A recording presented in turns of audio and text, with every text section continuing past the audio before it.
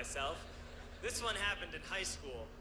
We had this teacher in high school whose kid went to our high school. His name was Mr. McNamara, and his son, Jake McNamara, went to our high school. He was a sophomore when I was a senior, so he was 2 years behind me. And Mr. McNamara was an asshole. And one weekend, he and his wife decided to leave town, which you should never do if you're an asshole. And Jake McNamara decided to throw a party at the teacher's house. Hooray!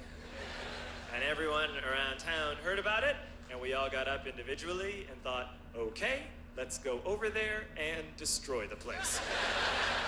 I walked into this party, everyone I had ever met was there, and everyone was drinking like it was the end of the world. People were drinking like it was the Civil War and a doctor was coming to saw our legs off.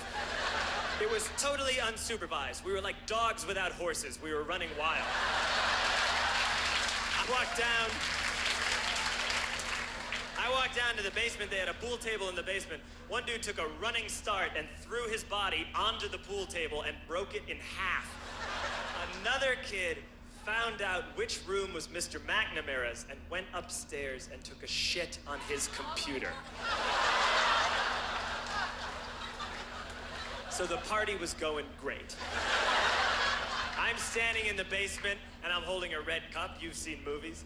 And I'm standing there and I'm holding a red cup and I'm starting to black out. And I guess someone said like, something, something, police. And in a brilliant moment of word association, I yelled, fuck the police! Fuck the police! And everyone else joined in.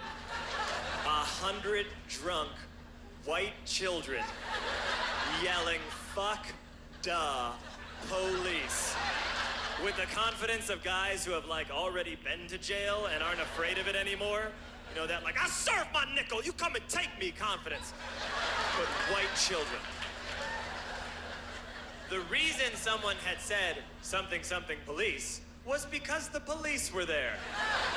So a Chicago police officer walked down the stairs and got to the bottom in the basement and looked out over a sea of drunk toddlers yelling, fuck the police, in his face. And he was almost impressed. He was like, wow. And then he leaned into his walkie-talkie and went, get the paddy wagon.